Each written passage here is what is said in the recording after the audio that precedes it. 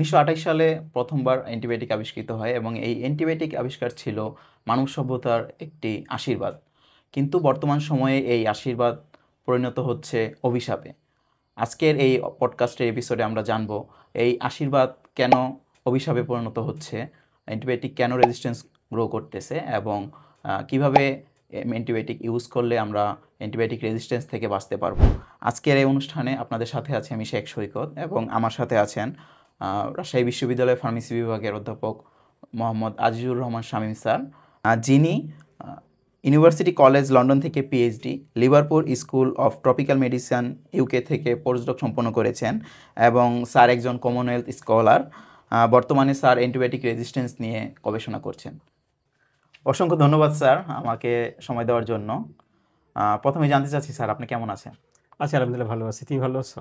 আলহামদুলিল্লাহ ভালো আছি স্যার। স্যার, আমরা সাধারণভাবে জানি যে অ্যান্টিবায়োটিক সাধারণত ব্যাকটেরিয়া জনিত যে রোগ আছে সেটা সারাতে সাহায্য করে, কিন্তু রিসেন্টলি আমরা অ্যান্টিবায়োটিক রেজিস্ট্যান্স নামে একটা টার্ম শুনতে পাচ্ছি। এটা আসলে কি বোঝায় স্যার? আচ্ছা, খুব চমৎকার রিলেভেন্ট একটা কোশ্চেন। তুমি জানো কি যে এখন ওয়ার্ল্ড অ্যান্টিবায়োটিক অ্যাওয়ারনেস উইক চলছে। তো সেই তোমার হলো অ্যাওয়ারনেস উইকে এরকম একটা টক আয়োজন করেছে, এই জন্য ধন্যবাদ জানাই। তো অ্যান্টিবায়োটিক রেজিস্ট্যান্স এই টার্মটা তোমার এখন রিপ্লেসড হয়ে গেছে অ্যান্টিমাইক্রোবিয়াল রেজিস্ট্যান্স দিয়ে। আসলে antibiotic resistance at the same time we are using antimicrobial resistance, কারণ অ্যান্টিবায়োটিক পাশাপাশি তোমার অ্যান্টিফাঙ্গাল ড্রাগ, অ্যান্টিভাইরাল ড্রাগ সেগুলো রেজিস্ট্যান্ট ডেভেলপ করছে। তো অ্যান্টিবায়োটিক যেহেতু মেইন তোমার অ্যান্টিমাইক্রোবিয়াল ড্রাগের মধ্যে পড়ে, তো অ্যান্টিবায়োটিক রেজিস্ট্যান্স বলতে তোমার যদি আমি খুব সাধারণভাবে বলতে চাই যে আমাদের যে অ্যান্টিবায়োটিকগুলো আমরা ক্লিনিক্যালি ইউজ করি সেগুলো একটা নির্দিষ্ট ডোজে তোমার ব্যবহার করতে হয়, একটা ডিউরেশন পর্যন্ত ব্যবহার করতে হয়। তো যখন ওই ডোজ এবং ডিউরেশনে যখন কোনো অ্যান্টিবায়োটিক কাজ করে না, তার মানে ব্যাকটেরিয়াগুলো তোমার হলো এমন কোনো মেকানিজম ডেভেলপ করেছে যে যার কারণে অ্যান্টিবায়োটিকগুলো তার কিল করতে পারছে না, ওই অবস্থাটাকে আমরা অ্যান্টিবায়োটিক রেজিস্ট্যান্স বলি আর কি। খুব সাধারণভাবে এটাই মিন করে কি যে ওই ইন্ডিকেটেড ডোজ এবং ডিউরেশনটা not effective to kill them or inhibit them. ধন্যবাদ স্যার। আশা করি সবাই খুব ভালোভাবে বুঝতে পারবে অ্যান্টিবায়োটিক রেজিস্ট্যান্সটা কি। তো স্যার, ব্যাকটেরিয়া যারা আছেন, ব্যাকটেরিয়াগুলো কিভাবে আসলে কোন মেকানিজমে অ্যান্টিবায়োটিক রেজিস্ট্যান্স গ্রো করে? খুব চমৎকার একটা কোশ্চেন। যেটা হচ্ছে তোমার অ্যান্টিবায়োটিক রেজিস্ট্যান্স মেকানিজম ডেভেলপমেন্টের জন্য, তো ব্যাকটেরিয়াগুলো জেনারেলি আমি যে টাইপস অফ রেজিস্ট্যান্স বলি যে তোমার দুইটা টাইপ আছে, একটা হচ্ছে অ্যাকুয়ার্ড এবং একটা হচ্ছে ইনেট। তো কিছু ব্যাকটেরিয়া তোমার হলো যখন তারা তারা মানে জন্ম থেকেই তারা কিছু কিছু অ্যান্টিবায়োটিকের মধ্যে রেজিস্ট্যান্ট, যেমন তো ভ্যানকোমাইসিন গ্রাম নেগেটিভ ব্যাকটেরিয়া কাজ করে না, এটা একটা। আর অ্যাকোয়ার্ড রেজিস্ট্যান্স হচ্ছে কি যে এই রেজিস্ট্যান্স মেকানিজমগুলো ব্যাকটেরিয়া বিভিন্ন সময়ে তোমার হলো তারা ডেভেলপ করে, যেমন মিউটেশনের মাধ্যমে তোমার রেজিস্ট্যান্স ডেভেলপ করে, this is one kind of acquired resistance. তারপরে হচ্ছে তোমার যেটা হরিজন্টাল জিন ট্রান্সফার, যেটা এক ব্যাকটেরিয়া থেকে আরেক ব্যাকটেরিয়ায় জিন ট্রান্সফারের মাধ্যমে তোমার অ্যান্টিবায়োটিক রেজিস্ট্যান্স ডেভেলপ করে। আর যদি আমি মলিকুলার লেভেলে বলি যে কীভাবে তোমার হলো এই রেজিস্ট্যান্স মেকানিজমটা কাজ করে, তাহলে অনেক মেকানিজম আছে। যেমন তারা কিছু কিছু ব্যাকটেরিয়া তোমার হলো তাদের শরীরের বাইরে একটা এক্সট্রা লেয়ার তৈরি করে ফেলে, যাতে অ্যান্টিবায়োটিকগুলো যে পেনিট্রেট করার লাগে সেলের মধ্যে সেটা পারে না, কিংবা তার টার্গেটের মডিফিকেশন করে ফেলে, যে টার্গেটে গিয়ে অ্যান্টিবায়োটিকটা বাইন্ড করবে ওই টার্গেটটা তোমার স্ট্রাকচারাল কিছু ব্যাকটেরিয়া চেঞ্জ করে ফেলার পরে টার্গেটে গিয়ে বাইন্ড করতে পারে না।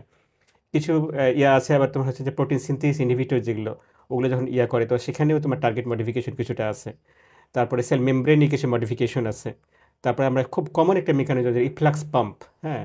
তো ব্যাকটেরিয়াগুলো তোমার হলো অ্যান্টিবায়োটিককে শরীরে প্রবেশ করার সঙ্গে সঙ্গে বের করে দেওয়ার একটা মেকানিজম তারা জানে, এবং তারা জেনোবায়োটিক্স যে কোনো মানে ফরেন কেমিক্যাল যখন তাদের শরীরে ঢুকতে চায়, তো সেটাকে বের করে দেওয়ার কিছু মেকানিজম আছে।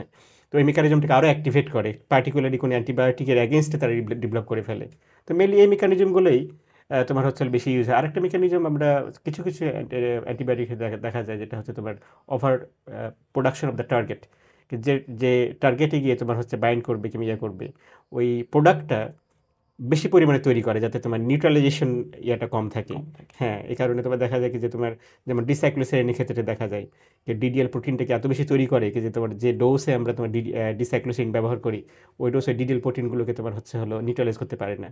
তো তখন যেটা দেখা যায় কি যে তোমার ডিডিএল এক্সট্রা ডিডিএল যেগুলো থাকে সেগুলো তো নর্মালি ফাংশন করছে। তো এগুলো main mechanism, molecular mechanism for antibiotic resistance. G sir. আমরা স্যার জানি যে বেশ কয়েক বছর যাবত নতুন অ্যান্টিবায়োটিক আবিষ্কার হচ্ছে না, কিন্তু রেজিস্ট্যান্স খুব ফাস্ট গ্রো করতেছে। এটা নিয়ে পুরো বিশ্ব উদ্বিগ্নতার ভিতরে আছে। স্যার, বাংলাদেশ কতটা রিস্কে আছে?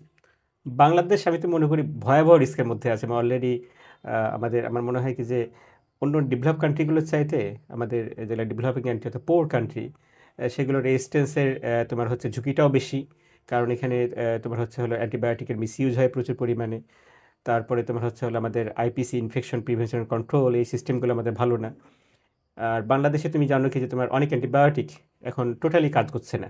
তার মধ্যে লাস্ট রিসোর্ট যেটা বলা হয় কি যে এই যখন ড্রাগ রেজিস্ট ইনফেকশনে যখন অন্য কোনো অ্যান্টিবায়োটিক কাজ করছে না, করে না, তখন মেরোপেনেম থেকে শুরু করে কয়েকটা অ্যান্টিবায়োটিক আছে যেগুলোকে লাস্ট রিসোর্ট অফ ট্রিটমেন্ট বলা হয়।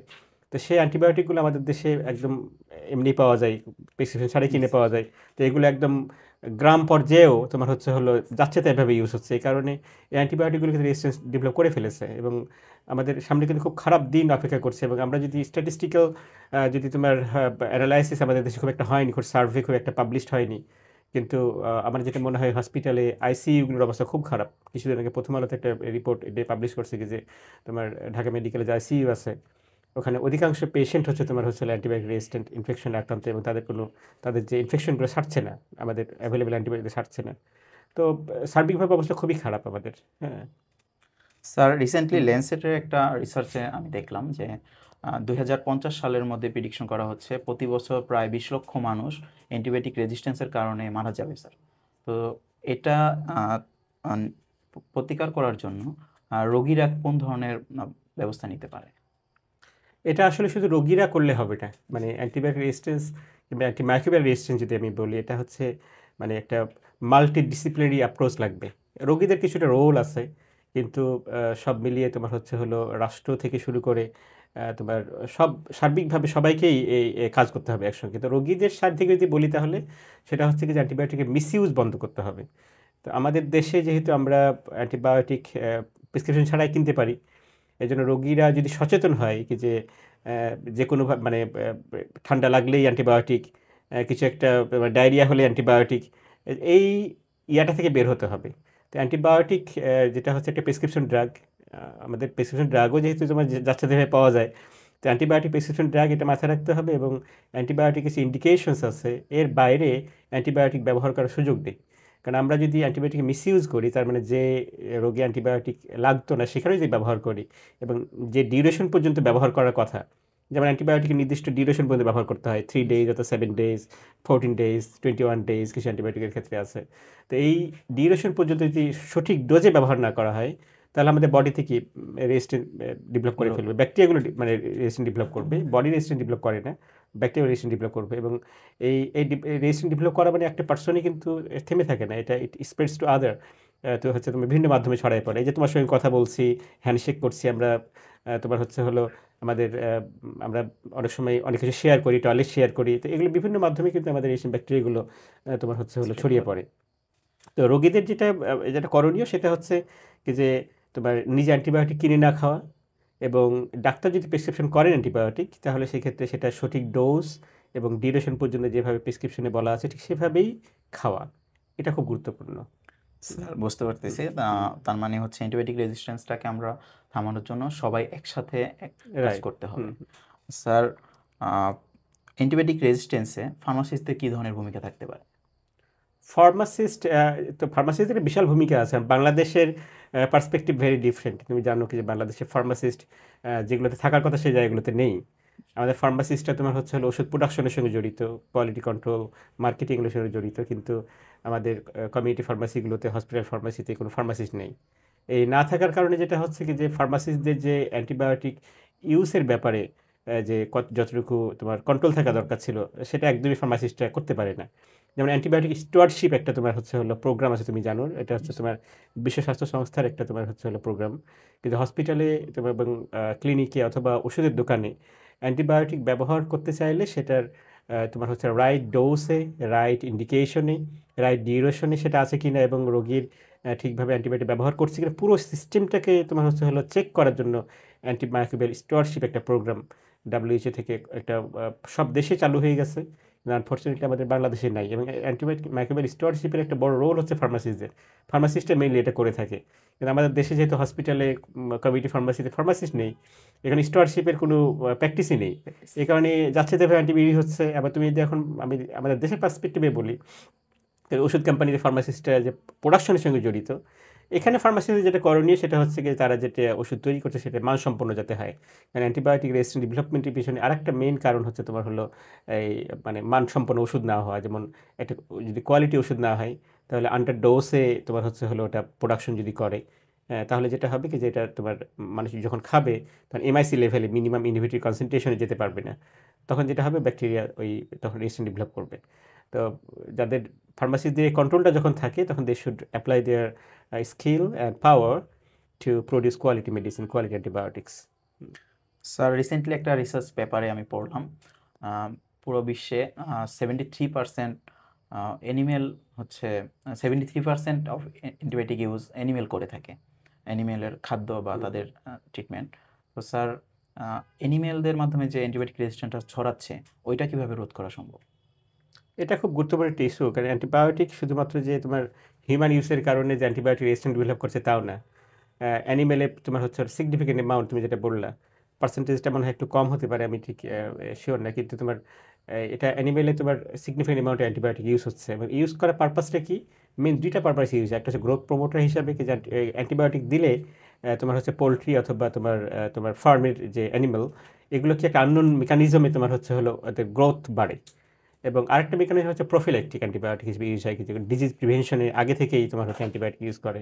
তো দুটোই মিস ইউজ অ্যান্টিবায়োটিকের, প্রোফিল্যাক্টিক অ্যান্টিবায়োটিক এবং হচ্ছে তোমার গ্রোথ প্রমোটার, দুটোই মিস ইউজ।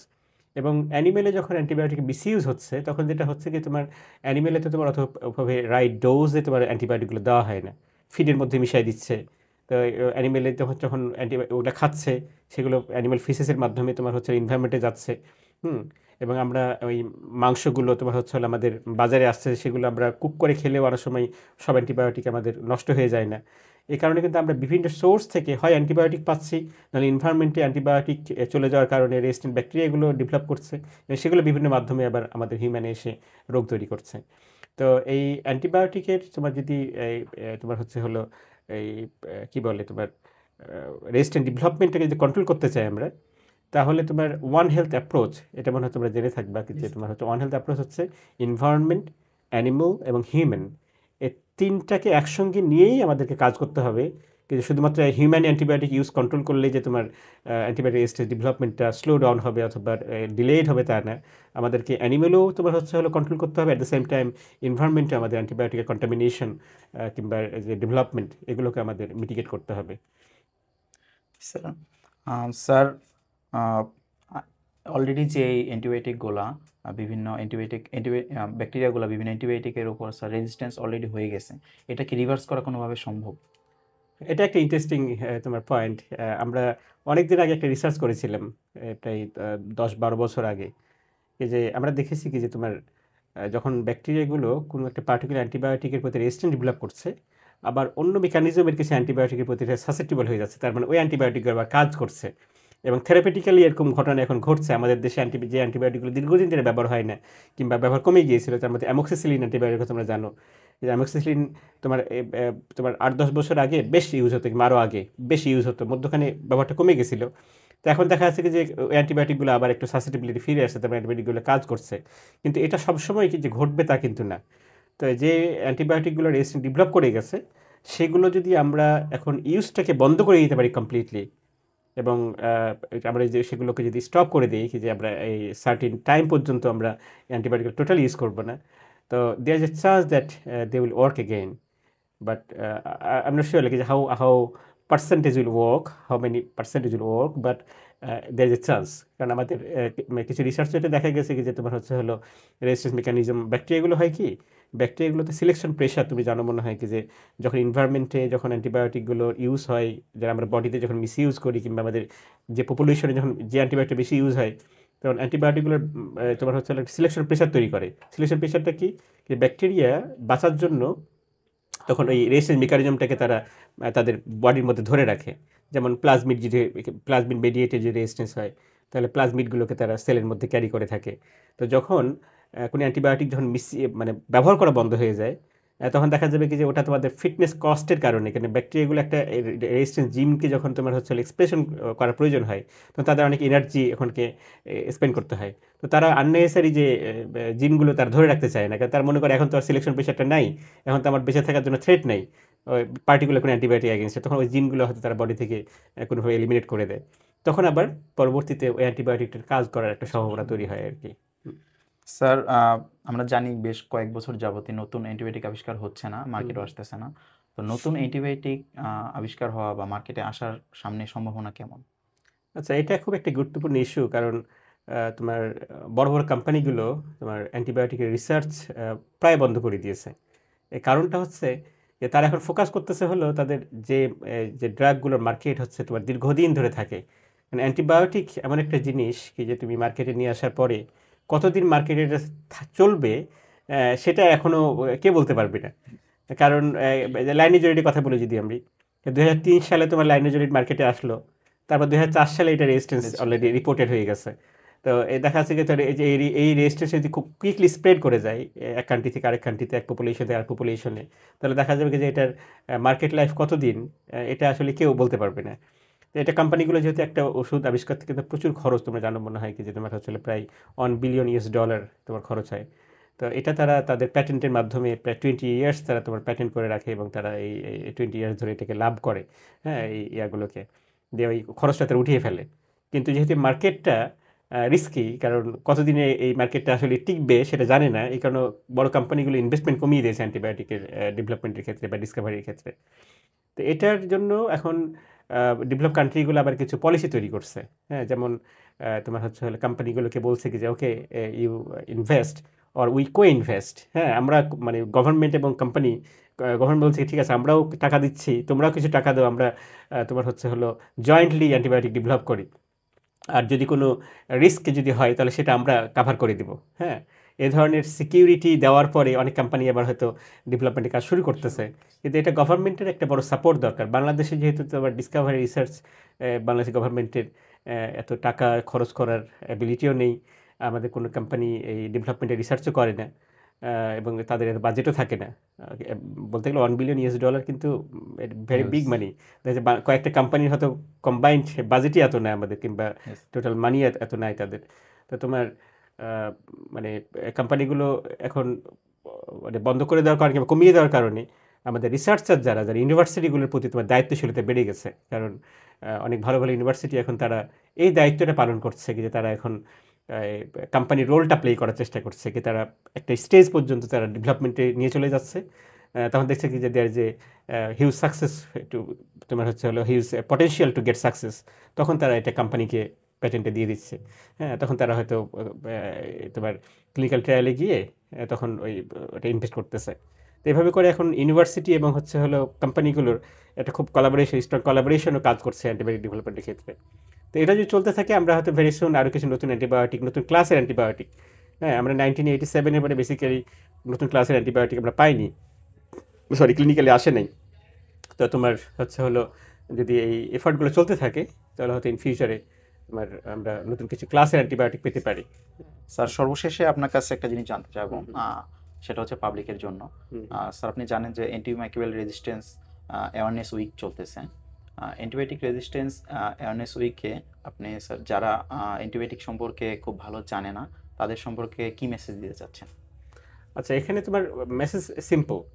যেমন আমি আমি এখন একটা জিনিস খুব খুব বলছি, আমার স্টুডেন্টদের সামনে বলছি আর কি, যেটা হলো কি যে আমরা ভ্যাকসিন নিয়ে খুব ভয় পাই, তাই না? ভ্যাকসিন যখন কোনো সাইড ইফেক্টের কথা যখন প্রচারিত হয়, কেউ যখন বলে কি যে this vaccine can cause significant তোমার সাইড ইফেক্টস, তখন এটা এমন দ্রুত স্প্রেড করে যায়, কেউ দেখা যাচ্ছে মানুষ ভ্যাকসিন নিতে ভয় পাচ্ছে, এটা নিয়ে প্রচুর পরিমাণে রিউমার ছড়াচ্ছে তোমার ফেসবুকে কিংবা সোশ্যাল মিডিয়াতে। কিন্তু অ্যান্টিবায়োটিক কিন্তু ভ্যাকসিনের কারণে দেখো, ভ্যাকসিনের কারণে কিন্তু এখন পর্যন্ত তোমার হচ্ছে কোনো কেউ মানে মারা যায়নি, ভ্যাকসিন নিয়ে কেউ মারা গেছে এরকম করে রেকর্ড নেই, ওটা অলরেডি নেই। সাইড ইফেক্টস কিছু আছে, কারণ রিস্ক বেনিফিট রেশিও তোমার হচ্ছে হলো তোমার জীবন বাঁচাতে তোমাকে কিছু সাইড ইফেক্ট তোমাকে ক্যারি করতে হবে, সেগুলো কিছুটা আছে। কিন্তু ভ্যাকসিন নিয়ে মারা গেছে এরকম কিন্তু কেউ নাই। কিন্তু ভ্যাকসিন নিয়ে যখন মানুষকে যখন বলা হয় কোনো একটা সাইড ইফেক্টের কথা, তখন মানুষকে খুব কুইকলি এটা স্প্রেড করছে এবং ভয়ে তোমার ভ্যাকসিন নিতে যাচ্ছে না, বাচ্চাকে দিতে চাচ্ছে না, এরকম অবস্থা তৈরি হচ্ছে। কিন্তু অ্যান্টিবায়োটিকের ক্ষেত্রে এই ঘটনা কেন ঘটছে না আমি সেটাই বুঝছি না।